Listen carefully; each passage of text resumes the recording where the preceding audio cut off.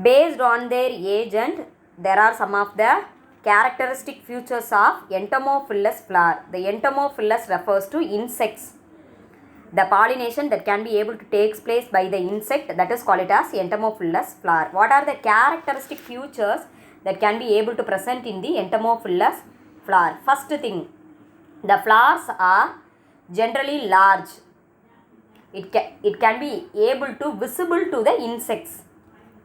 If small means they are aggregate in dense inflorescence.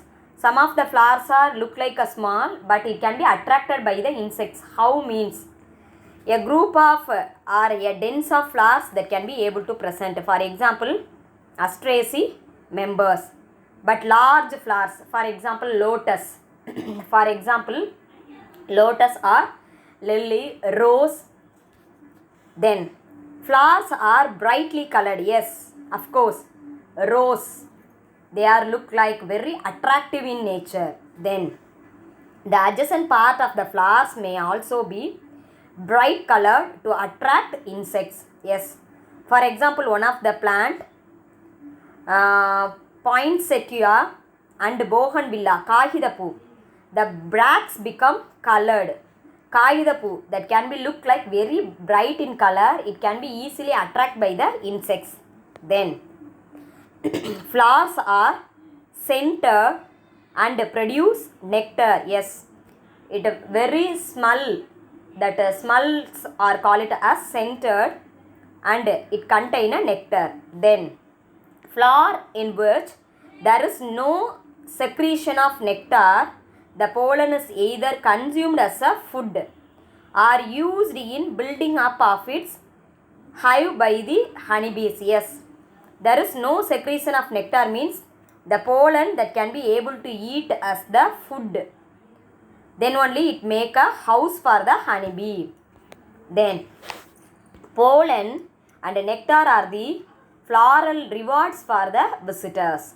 Then flowers pollinated by flies and beetle produce foul odor to attract pollinator. Foul odor means some other smell. For example, datura metal, oomatambu. That is a foul odor to attract the pollinator. Insect inside the flower we see means a small insect that can be able to present.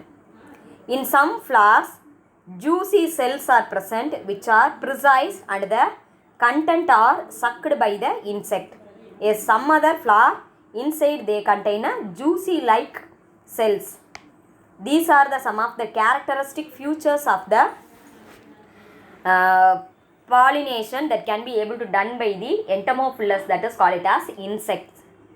Then a small key point like that, how the pollen tube that can be able to entry into the ovule.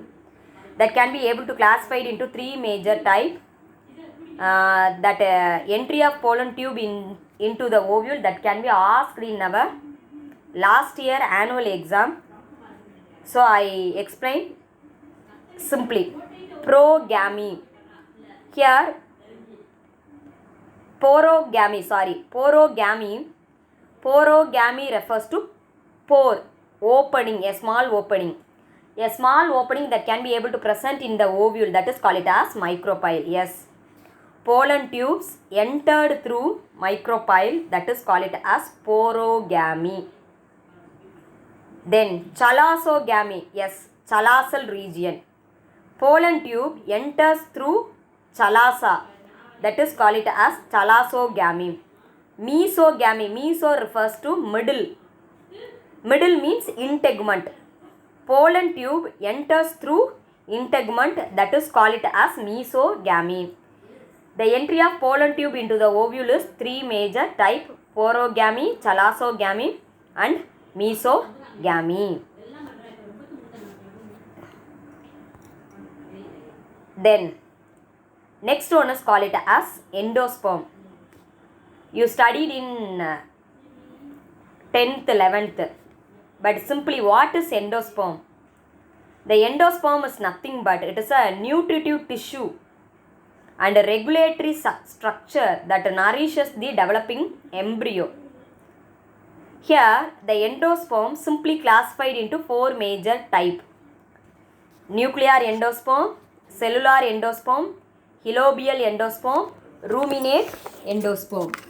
Here, first thing is nuclear endosperm. The nuclear endosperm, the name itself you know. The primary endosperm nucleus that can be undergo a several meiotic division without cell wall formation, mitotic division, sorry, not a meiotic division, mitotic division. That is called it as nuclear endosperm. Nucleus that can be able to divide, simply we say. For example, coccinia, capsella and arachis. Arachis is nothing but groundnut. Next one is called it as cellular endosperm. The nucleus that can be able to divide into two nuclei with the help of the wall formation. Then only it is called as cellular endosperm. For example, helianthus, that is called as sunflower. Adaxa, scoparia, some other example. Then third one is halobial endosperm. Here also the embryo sac that can be able to divided into two nuclei. Especially the halobial endosperm that can be able to present in Hydrilla and Vallisneria. The Hydrilla and Vallisneria are aquatic plants. Then last one is called it as ruminate endosperm. The ruminate endosperm is nothing but irregular. Rumination means irregular, uneven. That is called it as ruminate endosperm. For example, Areca catechu. That is called it as Park. Then Passiflora, Myristica. In Areca catechu, we can easily see the ruminate endosperm. Then next one is called it as Parthenocarpy. You know what is Parthenocarpy? What is Parthenocarpy? The fruit that can be able to develop without fertilization. That is called it as Parthenocarpy. That process of formation of the parthenocarpic fruit, that is called it as Parthenocarpy. Seedless. Simply we say seedless.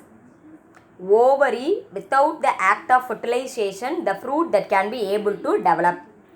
Here that can be able to classified into three major types. Genetic Parthenocarpy, environmental Parthenocarpy, chemically induced Parthenocarpy. The name itself you know, genetic Parthenocarpy. Genetic refers to genes. The Parthenocarpy arises due to the hybridization or mutation. That is called it as genetic Parthenocarpy. For example, citrus, elumichamblam, cucurbita, cucumber families and cucumber. Then environmental Parthenocarpy. Based on their environmental condition, the Parthenocarpy that can be able to, Parthenocarpic fruit that can be able to develop. For example, environmental conditions like frost, fog, low temperature, high temperature, etc. A simple example, low temperature for 3 to 19 hours induces Parthenocarpy in pure fruit. Then chemically induced Parthenocarpy with the help of chemicals. Here we say growth promoting substance, that is called it as chemicals. Application of growth promoting substance like auxin and gibberellin induces Parthenocarpic fruits. Then next one is, what are the significance for the Parthenocarpy? Some other significance, simply I said, seedless fruits have developed, and at the same time in horticulture the seedless fruit have a great significance. Then the seedless fruits have great commercial importance. Then seedless fruits are useful for the preparation of jam, jellies, sauces, fruit drinks, etc. Then last one, high proportion of edible part is available in Parthenocarpic fruit due to the absence of seed. The Parthenocarpi play a major role for our day-to-day life activity, not only for the day-to-day life activity, especially in our commercial purposes also. Thank you.